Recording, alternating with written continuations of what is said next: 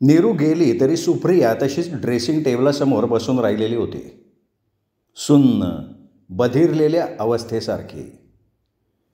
नीरूनं सुदर्शनविषयी जे काही सांगितलं होतं ते तिला अनपेक्षित होतं. ते ऐकून तिला धक्का बसला होता असं मुळीच नाही. सुदर्शनची ही आर्थिक कंडिशन तिच्याही कानावर आली होती, पण त्यावेळी तिने त्याच्यावर विश्वास ठेवलेला नव्हता आणि म्हणूनच नीरूला तिने त्याचा थांगपत्ता लागू दिला नव्हता. कारण नीरूनं जेव्हा सुदर्शनविषयी हे असं सांगितलं तेव्हा सुप्रियाचा असा समज झाला होता की पप्पांनी, तिच्या वडिलांनीच नीरूला पुढे घालून आपलं मतपरिवर्तन करण्याचा प्रयत्न चालवलेला आहे.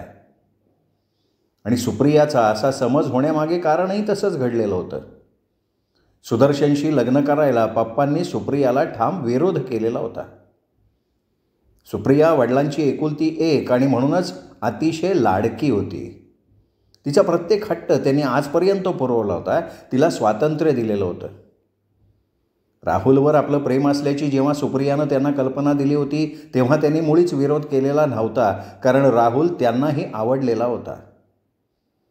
शिवाय सुप्रियाचे वडील एक बिझनेसमन होते. त्याहीपेक्षा एका मुलीचे बाप होते. प्रत्येकाला आपली मुलगी चांगल्या घराण्यात पडावी, तिला कसल्याही गोष्टीची कमतरता भासू नये असंच वाटत असतं. आणि सुप्रियाचे वडील ह्याला अपवाद नव्हते. शिवाय सुप्रिया आजपर्यंत लाडाकोडात वाढल्यामुळे आणि पैसा असल्याशिवाय कुठलंही सुख मिळत नाही ही त्यांची धारणा असल्यामुळे श्रीमंत घराण्यातच सुप्रियाचं लग्न करायचं असा त्यांचा निश्चय होता. आणि त्यांची जी काही सुखाकडे बघण्याची दृष्टी होती ती त्यांच्या दृष्टीनं विचार केला तर अगदीच काही चुकीची होती असंही म्हणता येत नव्हतं. म्हणूनच राहुलचं स्थळ त्यांना पसंत होतं. सुप्रियानं राहुलविषयी त्यांना सांगताच त्यांनी आपल्या नेहमीच्या स्वभावाप्रमाणे राहुलच्या घरची सगळी माहिती काढली होती. आपल्या पोरीची निवड योग्य आहे अशी खात्री पटल्यावरच त्यांनी सुप्रियाला परवानगी दिली होती. पण नंतर सगळीच परिस्थिती बदलली होती. अमलामुळे सुप्रियाच्या मनातनं राहुल उतरला होता. तिने त्याच्याशी आपला सगळा संबंध तोडून टाकला होता आणि सुदर्शनशी लग्न करायचा निश्चय तिने जाहीर केलेला होता. आपला हा बदललेला निर्णय तिने निसंकोचपणे पप्पांना सांगितला. त्यामागचा सगळा इतिहासही सांगितला. क्षणभर पप्पांनाही हे सगळं ऐकून धक्का बसला होता. राहुल असा असेल अशी त्यांनी कधी कल्पनाच केली नव्हती, पण आता प्रत्यक्ष सुपीच सांगत होती म्हटल्यावर विश्वास ठेवायला हवाच होता. पण याहीपेक्षा पप्पांना जास्त धक्का बसला तो सुप्रियानं सुदर्शनशी लग्न करण्याचा घेतलेला निर्णय ऐकून. तसा आपल्या पोरीचा स्वभाव त्यांना माहिती होता. ती जितकी हुशार बुद्धिमान होती तितकीच हट्टी आणि जिद्दी स्वभावाची होती. इतर मुलींसारखी लेचीपेची आणि प्रेमाचा जप करत एकाच्याच नावानं झोरणारी नव्हती ती. त्यामुळे राहुलनं धोका दिला म्हणून ती रडत कुढत बसली नाही. याचा त्यांना एकीकडे आनंद झाला, पण तिचा तो निर्णय ऐकून ते नर्वस झाले होते. काय असेल ते असो, राहुलविषयी त्यांना जो आपलेपणा वाटत होता तसा सुदर्शनविषयी त्यांना कधीच वाटला नव्हता. त्यामुळे सुप्रियाचा तो निर्णय त्यांना मनापासून पसंत नव्हता. पण आधीच पोरगी राहुल प्रकरणात पोळली गेल्यामुळे निदान त्यावेळी तरी त्यांना दुखवायचं नव्हतं तिला. त्यामुळे त्यांनी होही म्हटलं नाही आणि नाहीही म्हटलं नाही. पण आपल्या नेहमीच्या स्वभावाप्रमाणे त्यांनी सुदर्शनची संपूर्ण माहिती मात्र काढली आणि त्याचवेळी त्यांना सुदर्शनच्या आर्थिक परिस्थितीची सगळी माहिती मिळाली होती. आणि ती माहिती कळल्यावर मात्र त्यांनी तिथल्या तिथे निर्णय घेतला होता, कुठल्याही परिस्थितीत हे लग्न होणार नाही. तसं त्यांनी ठामपणे सुप्रियाला सांगितलं. सुदर्शनविषयी कळालेली माहिती त्यांनी तिला सांगून टाकली आणि अशा कर्जबाजारी माणसाच्या गळ्यात मी तुला बांधणार नाही हे सुद्धा निक्षून सांगितलं.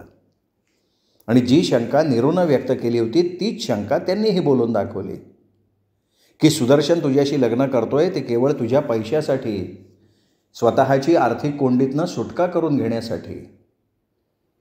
माझं जे काही आहे ते तुझंच आहे, पण केवळ पैशासाठी तुझ्याशी लग्न करणारा हा माणूस तुला आयुष्यभर सुखी ठेवू शकेल असं मला वाटत नाही, म्हणून माझा या लग्नाला विरोध आहे. पप्पा ठामपणे बोलले होते, पण सुप्रियाच्या पप्पांच्या बोलण्यावर विश्वास बसत नव्हता. सुदर्शनला थोडंफार कर्ज असेल, आता व्यापार उद्योग म्हटलं की हे चालायचंच, पण पप्पा मुद्दाम राईचा पर्वत करून आपल्याला सांगतायत म्हणे बंगला गहाण पडलाय, दुकानासाठी घेतलेल्या लोनचे हप्ते थकलेत. छे, मुळात पप्पांना सुदर्शन पहिल्यापासून पसंतच नाही आहे. मागे कित्येकदा तो राहुलबरोबर आलेला असतानाही त्यांनी कधी त्याच्याकडे फारसं लक्ष दिलेलं नाही. एखाद्या माणसाबद्दल उगाचच मनात आढी बसते तसं पप्पांचं सुदर्शन बाबतीत झालेलं असावं. म्हणूनच पप्पांनी एवढं सांगून सुद्धा सुप्रियानं ते फारसं मनावर घेतलं नव्हतं. आपला निर्णय बदलला नव्हता. उलट तिच्यातली हट्टी वृत्ती उफाळून वर आली होती. म्हणूनच नीरूनं जेव्हा सुदर्शनबद्दल नेमकं तेच सांगितलं जे पप्पांनी सांगितलं होतं, तेव्हा ती क्षणभर गोंधळली होती आणि नकळत तिच्या मनात शंका डोकावली होती. नीरूची आपली मैत्री पप्पांना माहिती आहे. ऐकलं तर आपण नीरूचं ऐकू. नीरू आपल्याला व्यवस्थित सगळं समजावून सांगेल, आपल्या निश्चयापासून आपल्याला परावृत्त करेल. म्हणूनच पप्पांनी नीरूला पढवून शिकवून आपल्याकडे पाठवलेलं असावं ही ती शंका. आणि ह्याच शंकेमुळे सुप्रियानं नीरूला प्रश्न विचारला होता की तुला हे सगळं कसं माहिती आहे. त्यावेळी वाटलं होतं की हा प्रश्न विचारताच नीरू गडबडेल, पण नीरूनं अगदी शांतपणे राहुलचं नाव घेतलं होतं.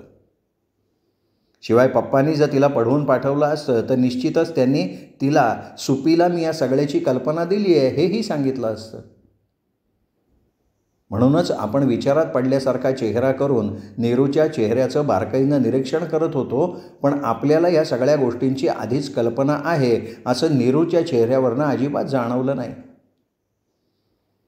तिच्या बोलण्याच्या एकंदर पद्धतीवरनं, चेहऱ्यावरच्या भावावरनं ही गोष्ट आपल्याला अजिबात माहिती नाही असाच नीरूचा समज झालेला होता. याचा अर्थ पप्पांनी जे सांगितलं ते सगळं खरं होतं. आणि नीरूसमोर जरी आपण ते कबूल केलं नसलं तरी राहुलनं सुदर्शनविषयी मुद्दाम आकस धरून काहीही खोटं सांगितलेलं नव्हतं. जे खरं होतं, सत्य होतं तेच राहुलने नीरूला सांगितलेलं होतं. आणि हे सगळं सुदर्शननी आपल्यापासून लपवून ठेवलेलं आहे. आपल्यावर जर त्याचं खरं प्रेम आहे तर त्याला आपल्यापासून ह्या गोष्टी लपवून ठेवायची आवश्यकता का भासावी. आपल्या आर्थिक परिस्थितीची स्पष्ट कल्पना देण्याचं धाडस त्याला का होऊ नये. म्हणजे मग नीरू आणि पप्पा म्हणतात त्याप्रमाणे तो खरोखर आपल्या पैशासाठी आपल्यावर प्रेम करतोय का. या आणि असल्या विचारांनी सुप्रियाच्या मनाचा गोंधळ उडाला होता. पण सुप्रियाच्या स्वभावाचं एक वैशिष्ट्य होतं, जोपर्यंत तिची स्वतःची खात्री होत नाही तोपर्यंत ती कुठल्याच गोष्टीचा निर्णय घेत नाही. केवळ दुसऱ्या कुठल्या तरी व्यक्तीनं, मग ती व्यक्ती किती का जवळची असे ना, तिने सांगितलं म्हणून त्याच्यावर डोळे झाकून ती कधीही विश्वास टाकत नसे. आता राहुलच्या बाबतीत सुद्धा सुदर्शननं सांगितलं म्हणून तिने त्याच्यावर विश्वास ठेवला नव्हता. प्रत्यक्ष डोळ्यानं बघितलं तेव्हा तिचा विश्वास बसला होता. सुदर्शनच्या बाबतीतही ती आता तेच करणार होती. हॅलो सुपी, हे बघ अंदाजच्या 6च्या शोची 2 तिकीटं काढली आहेत. फोनवर सुदर्शनचा आवाज ऐकताच सुप्रियाच्या मनातली खळबळ वाढली. आज तर काही याच्या दुकानाला सुट्टी नाही. मग 6च्या शोची तिकीटं यांनी काढली कशी. परवा आपण बोलता बोलता सहज म्हणालो होतो की राज, दिलीप, नर्गिसचा अंदाज सेकंड रनला आलाय, पाहायचा आहे. तर तेच लक्षात ठेवून त्यांनी आज तिकीटही काढली. आपला कुठलाही शब्द तो खाली पडू देत नाही. आपल्या सहज साध्या बोलण्याला आपला हुकूम समजून एखाद्या गुलामासारखा चटकन त्याची अंमलबजावणी करतो. का? हे सगळं तो आपल्यावरच्या प्रेमापोटी करतो का केवळ? सुदर्शनविषयी हे असे विचार आजपर्यंत तिच्या मनात कधी आले नव्हते, पण काल नीरूनं तेच सांगितल्यापासून नकळत सुदर्शनच्या आजपर्यंतच्या वागण्याचा ती पुन्हा नव्या दृष्टिकोनातनं विचार करायला लागली. आणि जो ती विचार करायला लागली तो तिला सुदर्शनचं वागणं खटकायला लागलं. वाजवीपेक्षा त्याचं आपल्या पुढे करणं तिला शंकास्पद वाटायला लागलं. म्हणूनच आता त्याचा फोन येताच आणि फोनवर 6च्या शोची 2 तिकीटं काढली आहे हे त्यानं सांगताच ती आवाज शक्यतो सहज ठेवण्याचा प्रयत्न करत म्हणाली, आज दुकान बंद आहे का? नाही का? मग 6च्या शोची तिकीटं कशी काढलीस? का 6लाच दुकान बंद करणार आहेस? हो. अरे हो काय? तुझं असं करत राहिलास तर तू धंदा कसा करणार? अगं हे तू त्या टी व्हीवाल्यांना जाऊन सांग ना. सगळ्या धंद्याचं त्या टी व्हीवाल्यांनी वाटोळं करून टाकलं आहे. शनिवार रविवार टी व्हीवर पिक्चर असतो, तेही नेमका संध्याकाळी, म्हणजे ज्यावेळी गिरायकं खरेदी करायच्या मूडमध्ये असतात ना तेव्हा. आता त्या टी व्हीवरच्या पिक्चरमुळे लोक घरातनं बाहेर पडत नाहीत, आरामात बसतात घरात पिक्चर बघत. आणि आमच्यासारखे दुकानदार माशा मारत बसतात दुकानात. तू मार्क करणार, शनिवार रविवार रस्त्यावर चिटपाखरूसुद्धा दिसत नाही. त्यामुळे मी आता सुट्टीचा वार बदलण्याचा विचार करतोय. रविवारी दुकान बंद ठेवावं म्हणतोय. आज रविवार आहे म्हणून दुकान बंद केल्याने फारसा काही फरक पडणार नाही. सुदर्शनचं म्हणणं तिला पटलं होतं. रविवार असल्यानं 6 नंतर दुकानात गर्दी होणार नव्हती. त्यासाठी त्यांनी 6च्या शोची तिकीटं काढली असतील तर त्यात त्याचं काही चुकलेलं नव्हतं. हे बघ, तू तयार राहा, मी येतो तुला न्यायला, सुदर्शन म्हणाला. खरं तर सुप्रियाच्या मनात नव्हतं. सुदर्शनच्या मनात आपल्याविषयी नेमकी काय भावना आहे याची खात्री पटल्याशिवाय त्याच्याबरोबर आता कुठेही जाऊ नये असं तिला वाटत होतं. पण असा आपल्या वागण्यात एकदम फरक दाखवून तिला सुदर्शनला सावध करायचं नव्हतं. अगदी वेगळ्या पद्धतीने ती त्याला हँडल करणार होती. ती बरं म्हणाली. पिक्चर सुटल्यावर बाहेर पडत असताना सुदर्शन म्हणाला, सुपी, आज तुझं काहीतरी बिनसलेलं दिसतंय. आज काहीशी गंभीर दिसतीयस. म्हणजे नेहमीप्रमाणे बडबड नाही, पिक्चरवर काही कमेंट्स नाही, चेहरासुद्धा उतरलेला वाटतोय. पिक्चरकडे सुद्धा मला वाटतं तुझं धड लक्ष नव्हतं. काय झालं आहे काय? नाही रे, काही नाही, सुप्रियानं मुद्दामच त्याची उत्सुकता चाळवण्यासाठी म्हटलं. आज ती मुद्दामच तशी वागत होती. गप्प गप्प राहिली होती, चेहरा गंभीर केला होता. सुदर्शनच्या हे लक्षात येऊन त्यामागचं कारण तो आपल्याला विचारणार याची तिला खात्री होती. विषयाला तोंड त्याच्यापासून फुटायला हवं होतं. नाही, नक्की काहीतरी झालं आहे, मला सांगण्यासारखं नाही आहे का? म्हणजे तसं असेल तर माझा आग्रह नाही बरं का. सुप्रिया मुद्दाम क्षणभर गप्प बसली, चेहरा विचारमग्न झाल्यासारखा केला आणि मग म्हणाली, चल आपण थोडा वेळ एखाद्या हॉटेलमध्ये बसू. सुदर्शन नाही कशाला म्हणतोय. तिचं प्रत्येक म्हणणं तो मान्य करत आलाच होता की. दोघेही एका हॉटेलमध्ये शिरले, फारशी गर्दी नसलेल्या. दूर कोपऱ्यातल्या एका टेबलाशी समोरासमोर बसले. काही खाणार का? वेटर जवळ येऊन उभा राहतात सुदर्शननं विचारलं. नाही, नको, फक्त कॉफी घेऊ. 2 नेसकॉफी द्या, सुदर्शननं वेटरला ऑर्डर दिली. वेटर निघून गेला. सुप्रिया पुन्हा गप्प. सुदर्शन ती बोलायची वाट बघत तिच्याकडे बघत राहिला, काहीशा उत्सुकतेनं, अधीरतेनं. सुदर्शन, आपण लग्न केव्हा करायचं? सुप्रियाच्या त्या अनपेक्षित प्रश्नानं सुदर्शन एकदम गडबडला. या अशा काही प्रश्नाची त्याला तिच्याकडनं अपेक्षा नव्हती, अजिबात नव्हती. क्षणभर तो तिच्याकडे बघत राहिला आणि मग स्वतःला सावरत म्हणाला, अगं तू जेव्हा म्हणशील तेव्हा.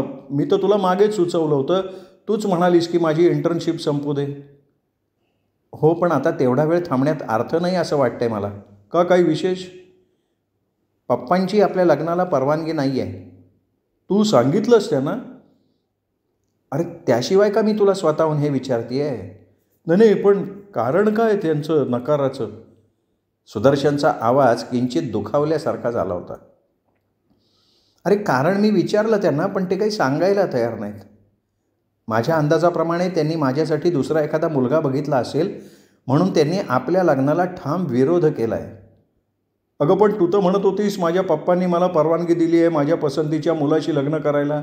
अरे असं प्रत्येक बाप म्हणतो. वेळ आली की शब्द फिरवतात ते.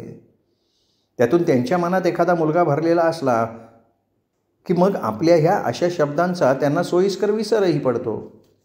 पप्पांचं सुद्धा असंच काहीतरी झालेलं असलं पाहिजे.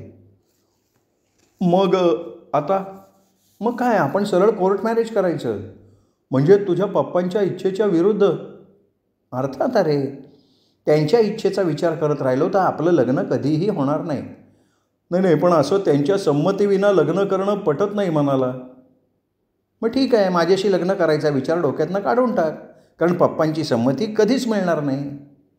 तू समजवायचा प्रयत्न कर ना त्यांना. अगं तू त्यांची एकुलती एक लाडकी मुलगी आहेस, काही उपयोग होणार नाही. तुला काय वाटतं मी त्यांना समजवायचा प्रयत्न केला नाही? सगळं करून झालं आहे, पण ते त्यांच्या निश्चयापासून ढळायला तयार नाहीत. कालच त्यावरून त्यांचा आणि माझा खटका उडाला. मी त्यांना निर्णायकपणे सांगून टाकले की मी लग्न करीन तर सुदर्शनचीच. मग त्यांनी त्यांचा निर्णय सांगितला की मी त्यांच्या इच्छेविरुद्ध तुझ्याशी लग्न केलं तर ते आयुष्यात पुन्हा माझं तोंड बघणार नाहीत. ज्या दिवशी मी तुझ्याशी लग्न करीन त्या दिवसापासून मी त्यांना मेले ह्या भाषेत बोललेत पप्पा. नाही नाही, हे आपलं नुसतं बोलायचं असतं गं. कसं आहे ना, प्रत्येक आईबाप मुलीला ही अशी धमकी देत असतात. एकदा लग्न झालं की 2-4 महिन्यानंतर आपसूक ते परत येतात मुलीकडे. त्यांचा सगळा राग विरलेला असतो. शेवटी कितीही केलं तरी त्यांना माया प्रेम असतंच ना. आणि तू तर वडिलांची एकुलती आहे. लग्न झाल्यावर ते सुद्धा असेच येतील. हे बघ, तुझ्यापेक्षा माझ्या वडिलांना मी जास्त चांगली ओळखते. तू फक्त त्यांचं बाह्यस्वरूप बघितलं आहेस, पण मला त्यांच्या स्वभावाची पूर्ण कल्पना आहे. आता वडिलांबद्दल असं बोलू नये, पण तुला सांगते, माझे पप्पा एक नंबर हेकेखोर आणि हुकुमशाही प्रवृत्तीचे आहेत. त्यातून ते पक्के बिझनेसमन. प्रत्येक माणसाला आपल्या शब्दावर नाचवायची त्यांना सवय आहे. आपण सांगतोच तसंच झालं पाहिजे ही त्यांची प्रवृत्ती आहे. आपल्या पैशाच्या जोरावर आपण हवं त्याला वाकवू शकतो असं त्यांना वाटतं. त्यांना वाटतंय रे की त्यांच्या पैशाच्या श्रीमंतीच्या लोभानं ते म्हणतील तशी मी वागेन, त्यांच्यापुढे मान तुकवीन मी. पण मला काही त्यांच्या श्रीमंतीचा एवढा लोभ नाही. हे बोलताना सुप्रिया टक लावून सुदर्शनच्या चेहऱ्यावरचे हावभाव टिपत होती. सुप्रियाचं हे बोलणं ऐकून सुदर्शनचा चेहरा एकदम पडला होता. त्याच्या चेहऱ्यावरची चलबिचल तिने अचूक टिपली होती. आणि नीरूनी आणि पप्पांनी व्यक्त केलेल्या शंकेची सत्यता तिला पटायला लागली होती. त्याचं खरं स्वरूप आणखीन उघडं करण्यासाठी ती मुद्दाम म्हणाली, आणि तू म्हणालास त्याप्रमाणे यदाकदाचित आपलं लग्न झाल्यानंतर पप्पा पुन्हा माझ्याकडे आले. हे बघ, ते येणार नाही त्याची मला 100% खात्री आहे. तरीही समजा आले तरी मी काही पुन्हा त्यांच्या दारात जाणार नाही. त्यांच्या एका पैलासुद्धा मी हात लावणार नाही. मी त्यांना सांगीन, तुमची इस्टेट तुम्हाला लकलाभ, ती तुम्ही कमावली आहे. तुम्हाला हवा तसा त्याचा विनियोग करा. धर्मदाय द्या, नाहीतर रस्त्यावरच्या भिकाऱ्यात वाटून टाका. मला देणं घेणं नाही त्या पैशाशी. नाही नाही सुपी, मला वाटतं तू फार टोकाला जातेस बरं का. अगं, शेवटी ते तुझे वडील आहेत. तू सुखी व्हावं ही त्यांची इच्छा असणार ना. हे बघ सुदर्शन, प्रत्येक माणसाची काही तत्त्वं असतात. प्रत्येकात काही स्वत्व असतं. स्वार्थासाठी त्या तत्वांना मुरड घालून जगणाऱ्या माणसांची किंमत माझ्या दृष्टीनं शून्य आहे. पप्पांच्या इच्छेविरुद्ध मी तुझ्याशी लग्न करणार आणि मग त्यांच्या पैशासाठी मी पुन्हा त्यांच्यासमोर जाणार, वाकणार मी त्यांच्यासमोर? नो नो, आपल्याला नाही जमणार ते. त्यातून माणूस पोटासाठी एखाद्या वेळेला लाचार झाला तर मी क्षम्य समजेन, पण माझ्या पुढं तसेही काही प्रॉब्लेम नाही आहे. मला काय राहण्यासाठी छोटासा का विना तुझा बांगला आहे. 2 वेळची पोटाची आग शमवण्या इतका तू निश्चित कमवतोयस. मग पप्पांपुढे मी लाचार का व्हायचं? सुप्रियानं फार व्यवस्थितपणे सुदर्शनला अडकवलेलं होतं. त्याची अवस्था आता चमत्कारिक झाली होती. नेमकं काय बोलावं, कसं बोलावं हे त्याला सुचतच नव्हतं. नाही, तसं तुझं म्हणणं बरोबर आहे म्हणा, पण काय हे असं पळून वगैरे जाऊन लग्न करणं नाही पटत गं मनाला. एक तर मी तुझ्या पप्पांना तुझ्यापासून तोडल्यासारखं होईल, आणि दुसरं म्हणजे असं काही करणं म्हणजे त्यांच्या प्रतिष्ठेला. अरे, त्यांच्या प्रतिष्ठेचा विचार मी करायचा आहे. तू काय एवढा त्यांचा माझ्यापेक्षा जास्त विचार करतोयस? तुला लग्न माझ्याशी करायचं आहे का त्यांच्याशी? प्लीज सुपी, चिडू नकोस. हे बघ, भावनेच्या भरात आततायी निर्णय घेण्यापेक्षा आपण सगळ्या बाजूंनी विचार करायला पाहिजे ना. सगळ्या बाजूंनी म्हणजे कोणत्या बाजूंनी तू विचार करतोयस रे?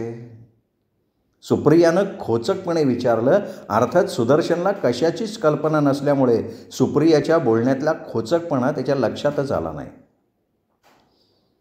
समज आपण तुझ्या पप्पांच्या इच्छेविरुद्ध जाऊन लग्न केलं तर तुला काय वाटतं? तुझे पप्पा मूग गिळून गप्प बसतील? तू आत्ताच म्हणालीस ना, तुझे वडील हेकेखोर आहेत, हुकुमशाही प्रवृत्तीचे आहेत. त्यांचा शब्द आपण पाळला नाही तर हा त्यांना त्यांचा अपमान नाही का वाटणार? मग काय करतील ते? तुझा किंवा माझा खूनबिन तर करणार नाहीत ना. फार तर फार काय पोलीस कंप्लेंट करतील. माझ्या मुलीला तू फूस लावली आहेस अशी तक्रार करतील. पण जिथे मी स्वतः तुझ्याशी लग्न करायचं ठरवलं आहे तिथे पोलीस तरी काय करणार आहेत? हां, त्यातून मी अल्पवयीन वगैरे असते तर गोष्ट वेगळी, पण मी चांगली सज्ञान आहे. आणि पप्पांनासुद्धा याची जाणीव आहे. म्हणूनच ते फक्त माझ्याशी असलेले सगळे संबंध तोडण्याव्यतिरिक्त दुसरं काहीही करणार नाहीत. नाही, पण मी काय म्हणतो सुपी, आपण एवढं वाकड्या चिरायचं कशाला ना. आपण आणखी थोडे दिवस थांबू हवं तर. तोवर तू रोज तुझ्या वडिलांना समजवायचा प्रयत्न कर, थोडंफार हॅमरिंग कर. तुझा निश्चय ठाम आहे म्हटल्यावर कदाचित त्यांचा विचार बदलेल सुद्धा ना. हे बघ, तू मला पुन्हा पुन्हा तेच तेच सांगायला लावू नको. तुझ्यापेक्षा माझ्या वडिलांना मी जास्त चांगली ओळखते. एकदा घेतलेला निर्णय ते असा बदलत राहिले असते तर आज एवढे मोठे उद्योगपती झालेच नसते ते. तेव्हा माझ्या पप्पांचा विचार बाजूला ठेव आणि माझ्या प्रश्नाचं उत्तर दे. सुदर्शन एकदम गप्प झाला. वेटरनं समोर आणून ठेवलेल्या प्लेटमधल्या बिलाशी चाळा करत राहिला. माझ्या इतक्या साध्या प्रश्नाचं उत्तर देण्यासाठी तुला एवढा विचार करायला लागतो का रे? सुप्रियाची आता खात्री पटली होती. नीरूची आणि पप्पांची शंकाच खरी आहे. सुदर्शनला आपण हवे आहोत, पण फक्त आपण नव्हे तर आपल्याबरोबर आपला पैसासुद्धा. तसं नसतं तर तो एवढे फाटे फोडत बसलाच नसता. पप्पांनी आपल्यासाठी दुसरा मुलगा पाहिलाय म्हणतात, जो होगा वो देखा जाएगा असं म्हणून झटकन आपल्याशी लग्नाला तो तयार झाला असता. त्यातून त्याचं ते सूचक वाक्य. प्रत्येक आईबाप आपल्या मुलीला अशी धमकी देत असतात. एकदा लग्न झालं की 2-4 महिन्यात स्वतःहून परत मुलीची चौकशी करतात, तिला माफ करून टाकतात. आपणही त्याच्या म्हणण्याला दुजोरा दिला असता तर कदाचित नाही क्षणाचाही विचार न करता त्यांनी आपल्या म्हणण्याला संमती दिली असती.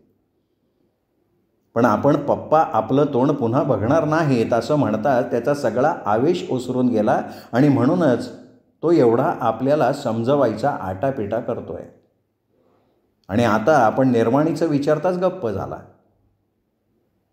खरोखर सुदर्शनला ओळखण्यात आपण चूक केली याची तिला खात्री पटली. अगं, एवढा मोठा आयुष्यातला निर्णय घ्यायचा म्हणजे थोडा विचार नको का करायला? अरे खरं म्हणजे हा विचार मी करायचा आहे. बाप, घर, श्रीमंती सगळं सोडून तुझ्याकडे यायच्या आधी. नाही का?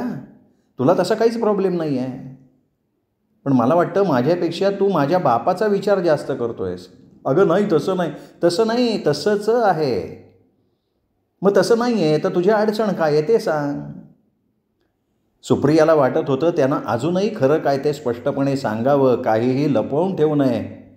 तसं त्यांनी सांगितलं, अजूनही आपण त्याला माफ करू, पण त्याने आपल्याला विश्वासात घेतलं पाहिजे. अडचण अशी काही नाही गं, पण आपलं लग्न तुझ्या पप्पांच्या संमतीनं व्हावं असं मात्र मला वाटतं. आता मात्र सुप्रियाचा संयम संपुष्टात आला आणि ती फाडकन म्हणाली, थोडक्यात काय तर तुला माझ्याशी नाही माझ्या पैशाशी लग्न करायचं आहे आणि त्यासाठी तुला माझ्या पप्पांची संमती हवी आहे. त्यांच्या मनाविरुद्ध लग्न केलं तर तुला काहीही मिळणार नाही. आणि तसं झालं तर माझ्याशी लग्न करून उपयोग काय? असंच ना? हे बघ सुप्री, वाटेल ते आरोप करू नकोस. मला काय करायचं आहे तुझा पैसा? मी फक्त.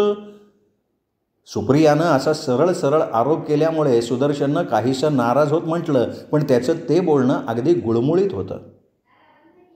अगदी सुप्रियानं वर्मावर बोट ठेवल्यामुळे, आपल्या मनातला नेमका विचार ओळखल्यामुळे तो सरळ सरळ डिस्टर्ब झालेला कळत होता. पण सुप्रियाला आता त्याची पर्वा नव्हती. का बरं? माझा पैसा मिळाल्यामुळे तुला तुझा गहाण पडलेला बंगला सोडवता येणार आहे. दुकानाचे, बँकेचे थकलेले हप्ते भरता येणार आहेत. त्यासाठी तर तुला माझ्या पप्पांची वाकडेपणा घ्यायचा नाही आहे ना. हादरून सुदर्शन सुप्रियाकडे बघत राहिला आणि तुला कसं हे सगळं माहिती? मला सगळं माहिती होतं. तू माझ्यापासून आपली सगळी परिस्थिती लपवून ठेवलीस. तुला भीती वाटली. आपण हे सांगितलं तर मी तुझ्याशी लग्न करणार नाही. अर्थात तुझा माझ्याशी लग्न करण्याचा उद्देश फक्त पैसा हाच होता. म्हणूनच राहुलला तू आपल्या मार्गातनं दूर केलंस. आणि आता तुला सांगते, पप्पांजवळ मी तुझ्याशी लग्न करण्याचा निश्चय बोलून दाखवला ना, तेव्हा त्यांनी तुझी सगळी चौकशी केली. तुझ्याशी लग्न करू नये म्हणून त्यांनी मला सौम्य असा विरोधही केला, पण माझ्या निश्चयामुळे ते तयार झाले होते. पण तू मला अंधारात ठेवलंस. प्रामाणिकपणे सगळं सांगितलं असतंस तर कदाचित मी तुझ्याशी लग्न केलंही असतं, पण आता ते शक्य नाही. तुझ्यात आणि राहुलमध्ये काहीही फरक नाही. तुम्ही दोघं फक्त संधी साधू आहात. मला मूर्ख बनवून स्वतःचा स्वार्थ साधणारे आहात. त्यामुळे यापुढे मला तुम्हा दोघांशी संबंध ठेवायचा नाही. राहुलचा तर प्रश्नच नाही. तो नागपूरला निघून गेला आहे. पण तूही यापुढे मला भेटायचा प्रयत्न करू नकोस. सुपी, माझं ऐक, माझं चुकलं, मान्य करतो, पण माझं तुझ्यावर. त्याला मध्येच तोडत सुप्रिया म्हणाली, ते बघ सुदर्शन, मी कशी आहे याची तुला चांगली कल्पना आहे. तेव्हा उगाच आता स्पष्टीकरण द्यायच्या भानगडीत तू पडू नयेस, हे तुझ्या फायद्याचं आहे. मी आता चांगली पोळून निघाली आहे. पुरुष जातीबद्दल माझ्या मनात तिटकारा निर्माण झाला आहे. दोष तुम्हाला देत नाही आहे मी, मला माझी कीव वाटते आहे. माझ्यासारखी एक मुलगी तुमच्या दोघांच्या हातातलं खेळणं कशी काय झाली याचं मला आश्चर्य वाटतं आहे. एनिवे, वेळेवर मी सावध झाले. राहुलच्या बाबतीत तू जे केलंस, तुझ्या बाबतीत नीरूच्या थ्रू राहुलनं केलं. तुम्हा दोघांचेही तेवढे उपकार मी मानते. थँक्स. बोलता बोलता सुप्रियानं समोरच्या रिकाम्या टॅक्सीला हात केला. सुप्रियाला अडवण्याची हिंमत अर्थात सुदर्शनमध्ये राहिलेली नव्हती. दूर जाणाऱ्या टॅक्सीकडे बघत असताना त्याच्या मनात राहुलविषयीचा संताप खदखदायला लागला होता. श्रोते हो, हा होता दुहेरी या सुरेश वैद्य लिखित कादंबरीचा 8वा भाग, 9वा भाग उद्या. तोपर्यंत नमस्कार मित्र.